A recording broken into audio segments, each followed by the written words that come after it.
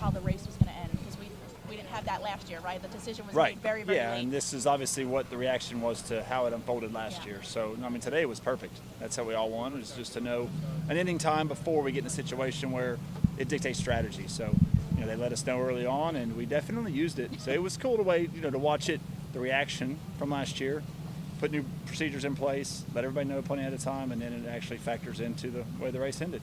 How about how you called the race there at the end? I believe you were one of the ones, right,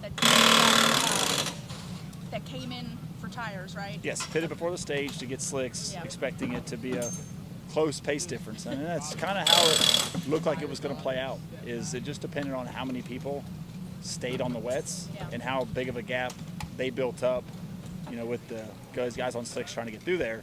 And there was that yellow for somebody that, you know, that broke that up in stage 3 that kind of helped them in a way because there was less laps to run, but it also reset the field and we got to close up. So, I mean, it really just came down to that, is how the yellows fell. Almost got there. One spot. Were you Almost. surprised that Tyler was able? I mean, he was closing before I think he clipped the wall a few times.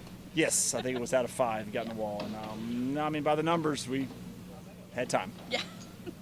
Thank you. Yes, you're welcome. Billy, this was the first time that you guys had the chance to start the race with your choosing between wets or slicks. Were you guys prepared for that? Did you know ahead of time that that was going to be the case? Yeah, you always know it's a possibility, and it just kind of depends on what the situation provides. So we were ready for it, and it came down to driver preference, and I think most made the right call there. Reddick said when we were talking with him after the race that he doesn't know if he would have caught Bowman if he didn't hit the wall. Do you think he would have caught him if he did not hit the wall in 5? I do think he would have.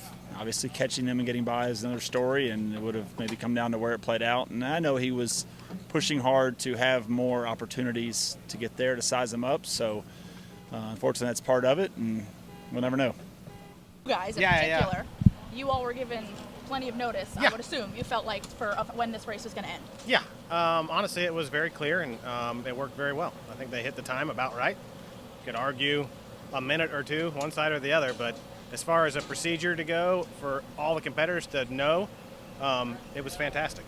I wish we would have had it last year, but we didn't. You know, we had to learn the hard way as a series and as a sport, and they got it right, and I think we'll continue to get it right going forward. The decision to pit or not, I mean, that's really what decided the race in a lot of ways. What all went into that? Well, we felt like the track was drying at a pretty high rate, and with the known caution coming of the stage, that after the stage you would want slicks. So with the caution coming, we had to jump it because everybody could have come at the stage and you'd be behind them all. So, and we saw a bunch of them pit with 3 to go, right? And that kind of forced our hand with 2 to go, being the leader. We had reasonable, I mean, we really felt like you were going to have slicks to win the race.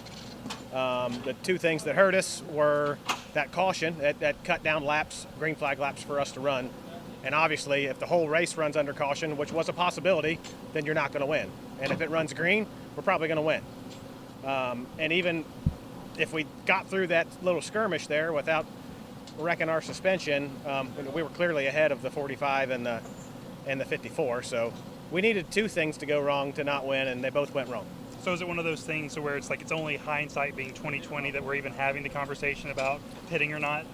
Yeah, I mean, if we stay, maybe 12 or 13 cars don't stay. You know what I'm saying? If the leader stays, maybe it's only 5 cars, and then we're toast. Absolute toast.